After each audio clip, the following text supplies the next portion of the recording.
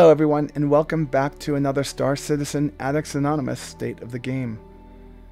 Well, I've been through a lot, and I get the flu a lot. That's the nature of today's story, and that's because there's been a release of a new PTU, the 3.1 PTU, and that player test universe was given to me early in the week. And because I'm suffering from yet again having the flu twice in one season, and I can't find a reason, I've been getting sick a lot since I turned 50, and now I'm going to be 53 a week from today. And all I can say is that I've been having a hard time. But, you know, we received this release earlier in the week, and I let everybody go and toss up what they had, because you know, a lot of times when I do things and I get frustrated by it, there's some particular people that pick up on it and tweet about my thoughts or having a little bit of disappointment in the development of the game. And yes, I've come out and said that in the past, but it doesn't mean I don't believe in Chris Roberts and Cloud Imperium Games. That's not what's going on here. What's going on is that I'm anxious and I just want it now, and sometimes the frustration of not having it now just gets the best of me. So I picked up 3.1 and followed the original course of action, or the original thing that they wanted us to do. That was to go into Arena Commander and have a look at it and see how ESP is working. So here we are. Ooh, I love the nature of modern day video editing. Oh god, I almost had to cough there. Sorry about that. I really do have a very bad cough, and you may hear it 2 or 3 times as I'm doing this. See? Told you. And I turned away from you so I didn't get you sick. Anyway, so I jumped into my trusty Buccaneer and went at playing a little bit of Arena Commander. And what I found right off the bat was, oh my god, it's silky smooth. I was getting the shittiest frame rates before, and here I am, just getting silky smooth frame rate. Pretty impressive.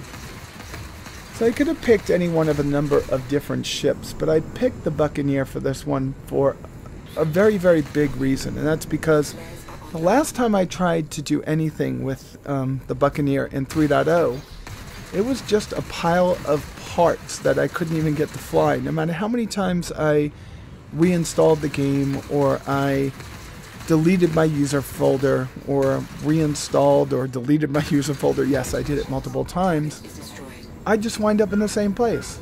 And that place was a part of hell. But here I am, not just flying through Arena Commander pretty handily, but I'm also getting good hits from distance because ESP is finally somewhat working. And that's a very big thing for me, because combat is the funnest part of the game right now. Though I have been, and let me move my microphone over here a little bit, I have been having a lot of fun with cargo hauling too, and I'm starting to wonder if maybe I have way too many fighters and maybe I need a whole sea. That's something I'm going to have to determine in the future. But I'm pretty happy about it. So, I believe that this part of 3.1 is working very well. And this is important because many of the people that want in on this game are really about the fighter combat, right? The mercenary, the bounty hunting, the military style, merchant marine style fighting. Well, merchant marines don't fight, they haul things, so that was kind of wrong. But I really like what they've done with it, and I played through to, let's see if I could do it. Bear with me 1 second. Alright, and there we are, the beauty of modern day video editing one more time. I'm on the Little King's Tail. Now they did say something about upping the hit points of the gladiator, what's it called? The glaive. There you go, the glaive. And they did. They upped the hit points of the glaive. And here in the beginning of it, I thought I killed him. It's like I just outright hit him with a missile and said he's gone. Because normally if I hit him with a missile right dead on like that, he would be gone. But that didn't actually work this way. I actually was able to close in on him and then get a bunch of hits into him and eventually destroy him. Whittle King went the way of, well, little hell. Not something that you just saw there. I had to come back and get him later. For some reason, he disappeared off my radar altogether, and I had to go and find him and attack him again later and kill him. And that was kind of fun. I definitely had a lot of fun in Arena Commander while I was testing it. So we moved from Arena Commander into Port Olisar, and this is the most important part of today's video because it has a couple of things that I want to talk about. Now, the first thing that plagues us all are the bugs in the game. Now, you have to have a really thick skin, some intestinal fortitude. You have to have a willingness to fail. You have to be able to put up with the worst condition. Wow, it sounds like I'm trying to get you to join the military, doesn't it? But you have to absolutely put up with the worst conditions possible when playing in a alpha. Because there's one thing I could say. When it comes to an alpha, nothing is going to work right. It's just not going to. And as much as people want to say that it's going to work, it's not. It's going to have many issues. And it may work for some, and it may not work for others. It might be localizations. It might be computer-based. It might be person-based, which is usually not the case, but it could be any reason. But Port Olisar has been the bane of my existence forever because I only get like 20 frames per second, 25, 27, and that's with a great computer, a 7700K, 32 gigs of Dominator RAM by Corsair, a 960 Pro, and of course not a 1080, not a 1080 Ti, not a Titan, but a 1070, but that's still good for non-4K gaming, and I was gaming at 2.5K, and in this case 3.44K, and it was amazing. The frame rate is silky smooth for me today, but there really wasn't, at least I thought there weren't many people on it, on the server, and then I backed myself into that Terrapin. Yes, I said the Terrapin. That's what we're here for right now. Let's go over the Terrapin. Anvil Terrapin. It's a Pathfinder. It's a Scout. It's a mini exploration vessel. How do you say that? I'm getting all tongue-tied. Mini exploration vessel? I don't think it's an exploration vessel. Let's call it a Pathfinder and a Scout. And I look at its Scout role to be identical to the role of the Raptor in Battlestar Galactica. If you don't know what that is, just look up on the wikis. The Raptor was a heavily armored. This is heavily armored. It's a turtle, a tortoise. It has arm. It's a hull tank, and it could actually lock itself down, pull the canopy in, and cover everything with armor, and then it just would survive the attacks from its just amazing amounts of armor shielding, so it can get in, get the information it's looking for, and get out. This is not a stealthy ship. This is a ship that goes in there. Everyone knows it's there. Well, maybe, maybe not. Not sure. It doesn't put off a big signature, but it's also not a no-signature ship. But it's the idea of this ship is to go and find information, find routes, find enemies, find resources, I guess. So it's a multi-role vessel with all of its roles being about finding things. My thing about this vessel would be it's about finding enemies. This is the perfect addition to a wing of 3 Polarises and 1 Hammerheads. Alright, 1 Hammerhead is going to provide the close-in cover. 2 Polarises will have sabers or whatever fighter you want to put in it for combat air patrol. And 1 will have a Terrapin to go out and find targets to kill. And I think that's going to be amazing once we get the game actually rolling. So the interior of this ship is actually amazingly done. I mean, a lot of working parts, some not, some do. We have our armory over here. We have 1 bed, right? 1 bed? 1 bed. 1 toilet and 2 people. Well, Hilo was screwing around. Never mind, we're not going to go into that. But it's 1 and 1. This area is locked right now. Down here we have a cabinet that opens, and I'm not sure what that is, but it's got some kind of purple radiation glow coming out of it, and I think I'm hurting right now. That was really pretty. And it's really well done. And here is the scanner's seat. So I can use the support station, get in there. And I guess this would be for communications intercept, scanning the area. I don't know what he's exactly looking for. I know that we have a tracker or tracer in the Hornet. But I'm thinking that this could be a cross between the Raptor from Battlestar Galactica and maybe an ETC Hawkeye. Well, of all places that we have to go to the cockpit. So let's get into the cockpit and get this thing flying. So I just saved you having to watch a ton of my keyboard customization. You may see that come up occasionally now, but in this beta of the alpha, oh my god, it's just so pretty. I really needed to spend a little bit of time working on getting my controls the way I wanted them to. So I'm looking at where and how this is flying now with both of the engines pointing outward. And that was because if they actually pointed straight back, the front two would be pointing right at the back two. I'm not sure if this is the most efficient way of flying in real life, but it works for me in this case.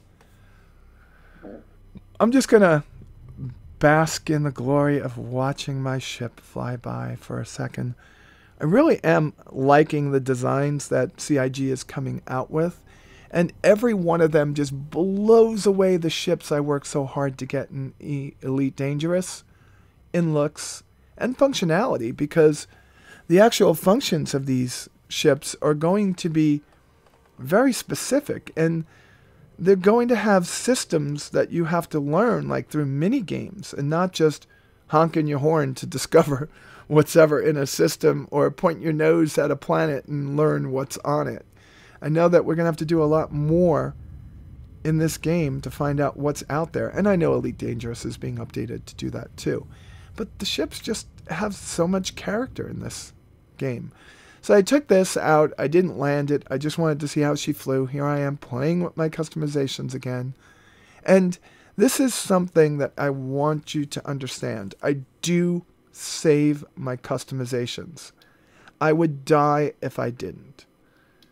But there are so many things that change from one to the other that I really need to, from time to time, just start new.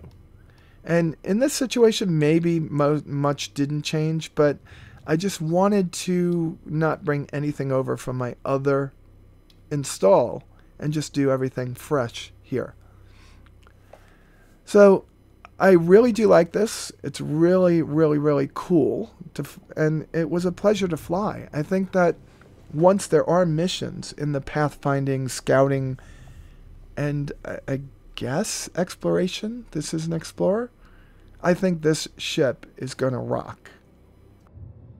I got a little bit confused at this point because I noticed I have crime status, and I only logged into this game when I started filming, and I didn't do anything. I didn't do anything that I should have crime status.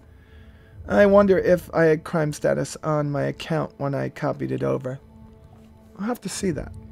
One thing I could say is I missed the holographic overlay you get in Elite Dangerous when you land. But nonetheless, I landed this baby pretty sweet. Yes. So my overall expectations have been met with this ship. I bought the Terrapin because I thought it was going to be the Raptor from Battlestar Galactica. Wow, it's the Iron Throne. Let me get down on my knee, yes, and pledge my fealty to Daenerys Stormborn. No, sorry. Well, anyway, we have received exactly what I thought we were going to be given. And I have my Raptor. And I'm happy as a clam. The Terrapin is beautifully done. It flies well. And I haven't found many, if any at all, graphical glitches. I know there's like one or two people talked about, but I didn't look at it for this particular video. Very happy with it. It's a great ship.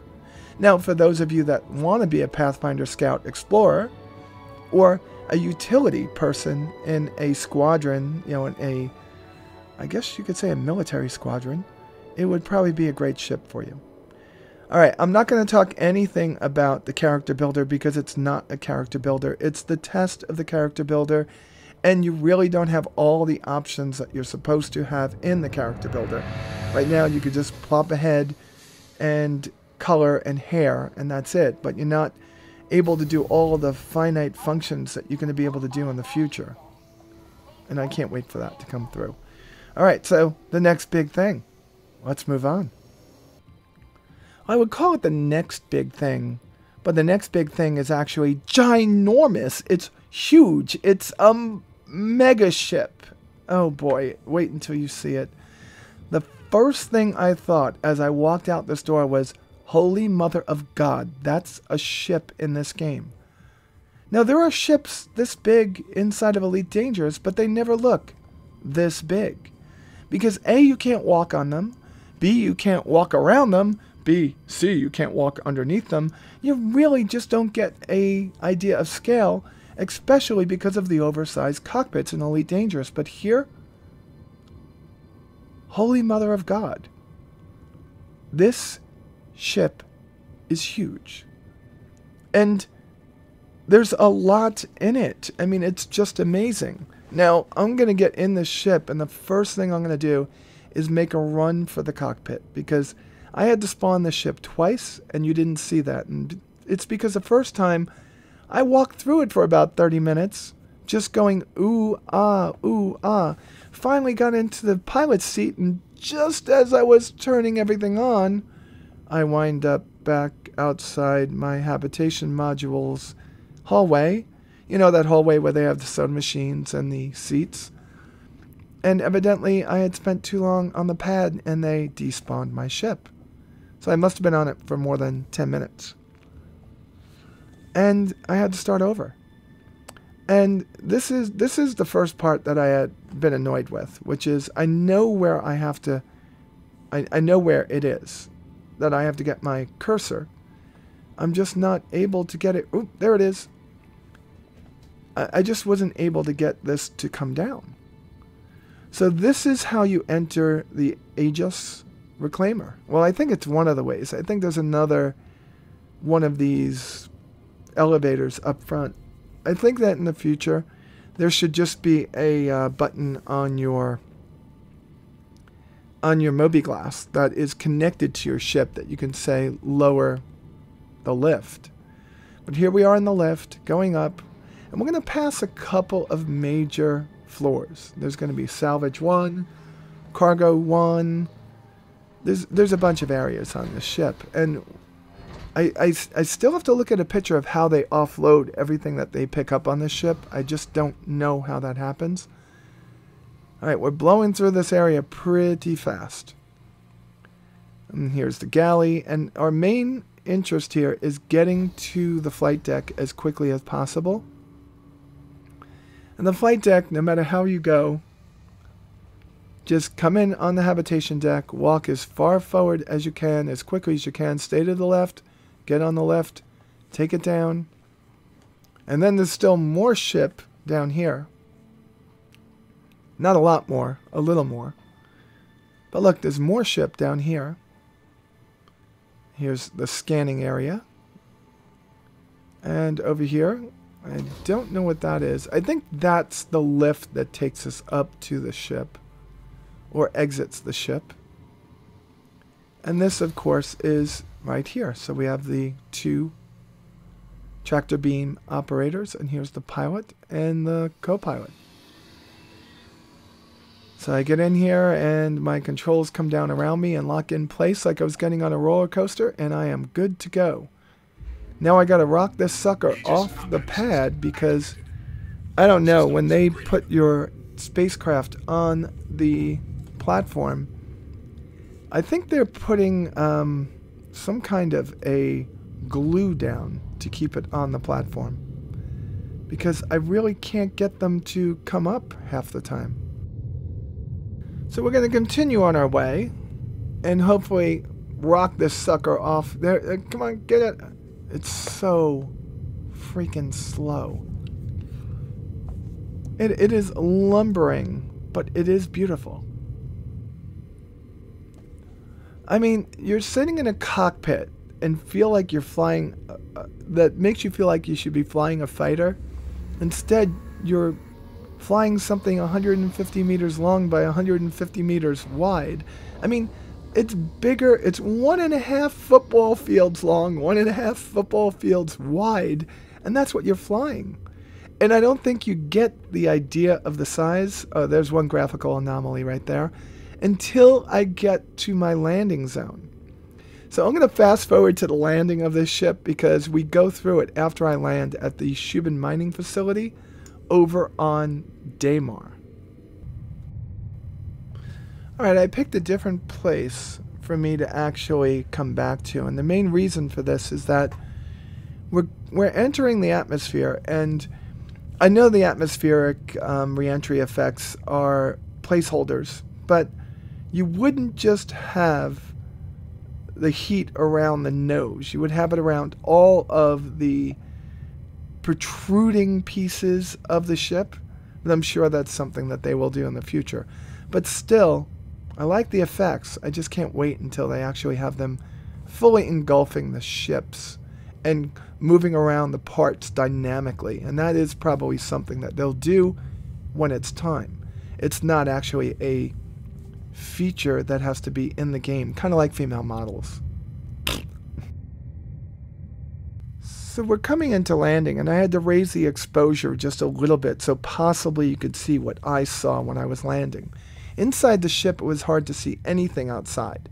You have no idea where you're landing, you have no idea what's below you, and I think that's a big problem, and I think they're going to need multiple multiple cameras. Look how big the spaceship is compared to the base. I mean, it is the size of the base. That's ridiculous. So we're going to set it down and we're going to walk through the ship and we're going to have a nice little run of doing it. So setting it down was not that eventful. Now, I don't know if the ground was even or uneven underneath me. I would hope that there would be some way of telling that. Like maybe there would be all these different pieces under the ship that are looking that way. I just don't know if that's going to be the case in the real game. I'd also love to have about 3, 4, maybe 5 little mini webcams showing me the ship from different angles, but webcams looking out so I could land something this big and have them show up above my screen. So I could focus on each one to make sure that that part of the ship wasn't going to hit something. I mean, this is a big ship.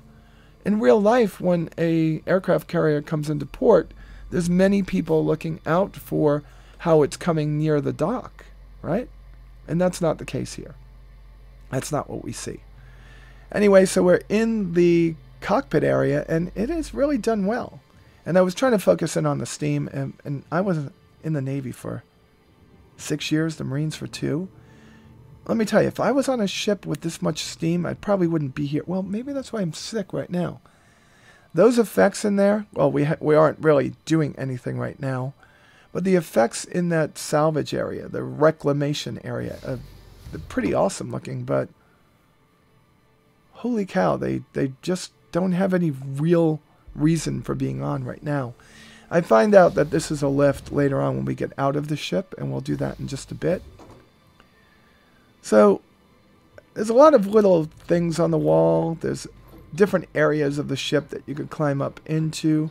Here's one of those areas, and I think this is where I actually get one of my graphical glitches. Let's see. Seems to be climbing forever. And then we get up over here. Oh no, this is the back of the ship. We'll talk about that area in a little bit. So we've got our gravity generator over here. This area over here goes back to the bridge. This area goes up to a useless area on top, which I'm sure is something. But this is my graphical glitch over here. Whenever I go up over here, it automatically goes down. And it just reaches the wrong side of the... You saw that, right? I'm going to try it again. So I walk around. I look to see if there's anything up here, but I'm going to walk back towards here. Nothing here. Nothing there. Look up. Nothing. Nothing. And then I'm going to turn around and try to go back on here again and watch how it goes. I go on this side of it, and then I'm on this side. So that is something that they need to fix, and something that I'll have to flag if somebody else hasn't already done that. So we come into our first room over here, and this is the drone operator's room. So we could get into our seats if we want to. And lots of steam coming out of the ceiling again. Please, CIG, stop with the freaking steam everywhere. It's a cool effect, but if there was that much steam on a ship, it would be falling apart. Okay. I guess this is the area that would house the drones. I'm not sure how many. And I think that they get lowered out of the bottom of the ship over here. But they're drones that are going to go and help assist with the tearing down of whatever spacecraft we're trying to reclaim. Right, so that wasn't so bad, was it? We could actually see the inside of that area over there. This over here is the... Well, we don't want to go there. Close that door. Close that door. That's like the door that you would open on Beetlejuice. The door to nowhere. Okay. This is the... Okay, now we're talking. This is the galley. So we're in the living quarters area. On the other side of the galley is a docking collar. And, of course, it's all padded, God forbid. And that over there is the other side of the docking collar. 2 doors in. Let's get this one closed. I don't want there to be a breach in my airtightness. So we've got what looks like a lived-in area going on here. This is the, I guess you'd call it the kitchenette area. There's food storage, a microwave, nice big window that looks like it would exist on a ship. Some more instruments and panels and equipment that we don't know what it does. That looks kind of like a heating unit. Alright, so we're going to go over here. We're going to go into the captain's quarters. Captain has a few lockers, has his own bedroom, and a couple of lockers in the bedroom. A bathroom with his own shower. And this is where I find out that all players in Star Citizen are actually vampires. There's no reflection. No reflection. We are vampires. Okay, so I'm going to leave all these doors open. My closet has glass on it. It's pretty cool. So I have my own kitchen area because, you know, the captain should never socialize with the crew. Not so bad. Nice big area for putting things on shelves. TV showing nothing, but I'm sure it will be showing some kind of broadcast in the future. Over across to the crew's quarters, we see more of the same. A bathroom, and yes, we're still vampire. 2 sinks this time. Whole bunch of stuff just thrown about. 4 stalls, which I think is too many. I think the premise of all 4 crew members having to go to the bathroom at the same time would rarely ever happen. So there's 4 crewmen, but there's 6 or 7 or 8 closets. Well, there's 5. I think there's 8. But I think that might be doable because everybody might need a couple, right? And again, lots of steam, lots of fog. I think it just gives an effect and tones down the sharpness of what's going on a little bit. It is a beautiful looking ship. Well, it's an industrial looking ship. It's beautifully designed. It's an industrial looking ship. Lots of places to put things. And I'm sure I will miss something on this run through. Alright, so let's get moving out the door. We're going to make a left turn, go back towards the lift. And, well, right turn would get us back towards the lift. The captain's quarters, though, that would be a different story. So there are 2 airlocks over here. And there is a way to climb down over here. Now, I have been in other parts of the ship where there are spacesuits, and I don't know where they are. But this over here is it's a subdeck. So I really need to map out the ship and walk around it. But I believe this is the area above where everything is getting reclaimed. And I'm walking over fire. In a ship filled with oxygen in the middle of space. Well, right now we're on a planet, so it's a scary area. And I think they're doing it more for effect than they're doing it for practicality. I don't think anything would actually look like that in real life. So I think if we went out one of those doors, we would find our spacesuits. So in this situation, we're calling the elevator. Let's go down and look at a couple of places. Now this is where I get confused and I really have to look at the making of the ship. So we're going to go to the salvage balcony first. So it takes us up 1 level. And we're going to walk out. We get to overlook the salvage area. Now this is where all the salvage would be lifted to after it was reclaimed. But I'm not so sure I know how this stuff would be moved in, on and off the ship. A little bit strangely concerned with that. I think there may be side doors to this that will allow people to get things on and off. But I really didn't see the operation of them here. It is a big ship. Huge. It's making me really long for my Polaris because my Polaris is somewhere around the same size. Just not as wide. Alright, so the next thing we're going to go down to the cargo area. No, we're going to go down to that salvage area. So salvage processing. So the lift takes us down in a realistic manner. I feel like I'm in an old warehouse when I do this. And we're in that area. So I am lost as to where things... Like, are there doors over here? Is this a door? How does it get out of this area? I think those are doors left and right. And that's how things get on and off here. I can't go any further over here. I think that's a lift to move things up and down. So I could only believe that there's some kind of door mechanism that allows for things to be loaded and unloaded from this area. Otherwise, this ship wouldn't make sense. I mean, we see that on the Caterpillar, which is another beautiful ship. It's not as big as this. You see the difference between 60 and 150 meters very quickly.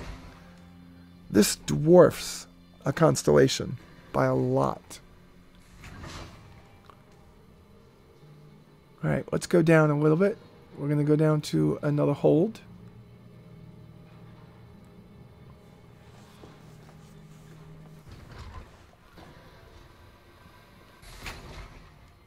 And this is just the cargo hold, I believe, right? This is the cargo room. And again, how does the cargo get on and off this area? Through that elevator? I mean, is that really where they're doing it? Or is that a door to the left and right? I don't know. I think maybe it is through the elevator. So the elevator has to be really good at lifting things up. And I can only imagine that there has to be some kind of a mechanism for getting things on and off here. Okay, is there anything left that we have to look at? So we've pretty much done everything. Alright, let's stop here. Let's get to the outside of the ship. So I landed at night. I went through that door that was in the cockpit area, the one that I said seems to be a lift. I got in it, said exit the ship, and it pretty much worked like a trapdoor and dropped me to the ground, which was a pretty big fall, and I hurt my legs and had to use a stim pack to get my health back. But we're going to go get a cyclone. I think that's going to be a good idea because I want to have at least 2 more ships on here before I do a race with the Razor at some point in the future. Because I think the Razor needs its own show because that thing is sweet, beautiful, awesome, gorgeous, hot. You get the idea? I like it. But I still like my M50 better. I said that. Yep, I did. So let's go in. Let's spawn the Cyclone. And, of course, we have to go into this area right here, which is right next to the landing pad. Launch pad, landing pad. Launch/landing pad. Okay. So I go around here for a little bit and get a cup of coffee, read a magazine, and then finally get around after about 10 minutes of looking through here, reading all the paraphernalia that was in here. God, I'm a geek.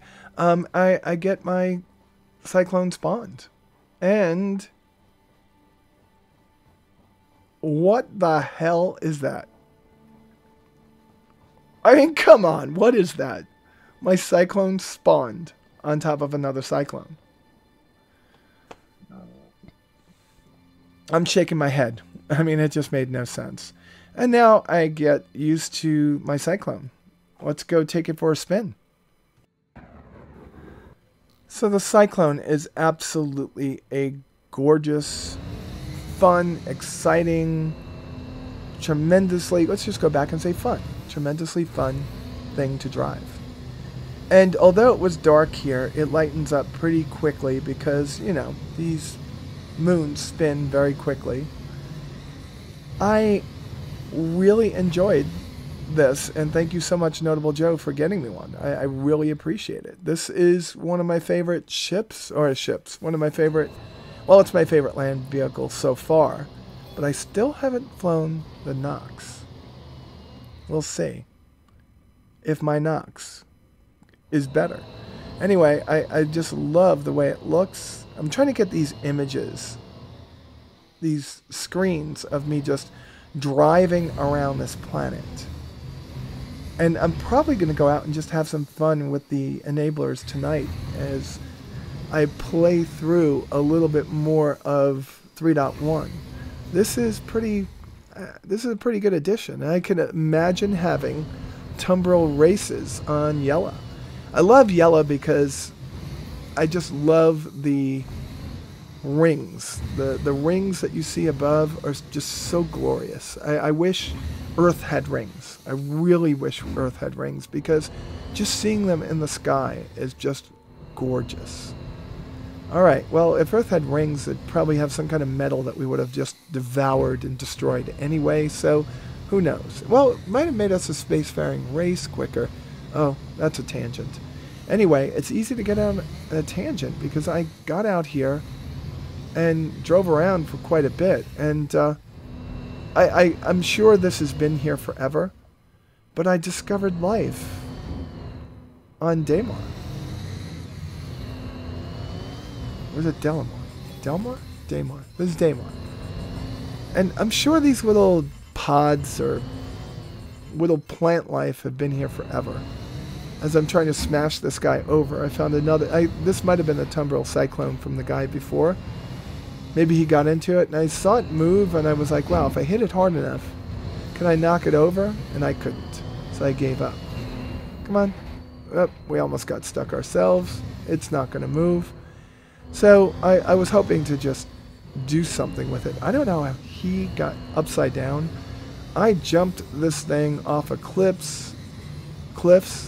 I spun it in circles. I stopped on a dime. Watch, I could jump off here and not turn it upside down. I don't know how he did it. So I'm going to go park it over underneath my reclaimer, and I'm going to go get a Nox. Let's go see the Nox. Now, would you believe my Nox spawned under that same Tumbril Cyclone? So I was wrong about it being the one that was upside down over there. This one just never despawns.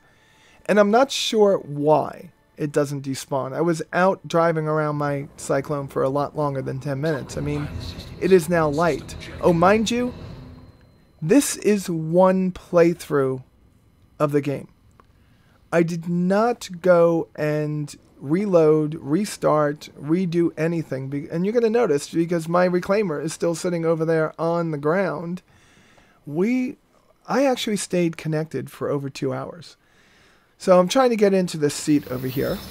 And now I'm going to start up this Nox and try to get it working. Activating. Systems on. Come on, baby. You could turn over. And turn over has a totally different meaning in this situation. And we're not trying to turn it on. We're trying to turn it over. Oh, God. I think I hurt my head. Oh, my God. I hurt my head again. Oh, my God. No, no, no, no, no more. So it was a pain in the butt. But I finally get it off the ground. And, oh, my Lord, this thing is fast. And it is a fun ship to fly. I'd have to say that so far, we've been in Arena Commander in this series, in this episode. We've been in the Terrapin. We've been in the Reclaimer. We've been in the Tumble Cyclone. And we're now in the Nox, which I'm telling you, Nox is my favorite bike all of a sudden. And, well, I still haven't got my X1, so that might change. The Nox is my fight. I mean, it blows away my fun that I had on the Dragonfly, but I'm sure it's not much different. I just love the look and feel of it. So a beautiful, beautiful, beautiful ship. Let's do a nice little shoot up to the sky. I've had fun in this episode, folks. 3.1 worked for me today, though there weren't a lot of people on the server when I did the recording of this video. I got through. Well, I didn't really get through talking. It took me a couple of hours to sit here and talk to y'all because I was coughing in between. But I would say 3.1 gets my seal of approval. I know this is a long one. It's a fun one, though, and I really like it. And I hope you all join me in 3.1. Look for me, Batgirl. I'm always around these days. And I hope I hear from you all soon. With that said, let's talk about my next video. I think my next video, I've got to take the Razor out. And I'm going to have to do some practicing over at the track before I can actually do a video with that. Because doing a video in space with the Razor is a travesty. The Razor needs to be evaluated on the track. So I've got to get my racing skills up and then do a nice little video about the Razor, which I find to be an amazing, amazing, amazing ship. What's going on here is I'm landing on top of the Reclaimer because I couldn't get the elevator to come down. So I was going to try the trick I had to with the Starfarer when that happened, which was to land on top and then to come through one of the parts on top. But the graphics of this ship aren't done that you could walk on. You get stuck when you tried to walk on the ship. It just doesn't work. Alright, folks, I think that we talked enough today. We have had a great episode in showing you off 3.1. I hope you all get into it and find what you love most about this upcoming release. And with that said, thank you to all my patrons. Thank you to all my viewers and all my loyal. Here it is. All my loyal. And, oh God, we're just going to say this is where I got stuck. This is what caused me to have to stop filming today. Thank you all. And with that said, you all be safe out there. And I'll talk to you soon.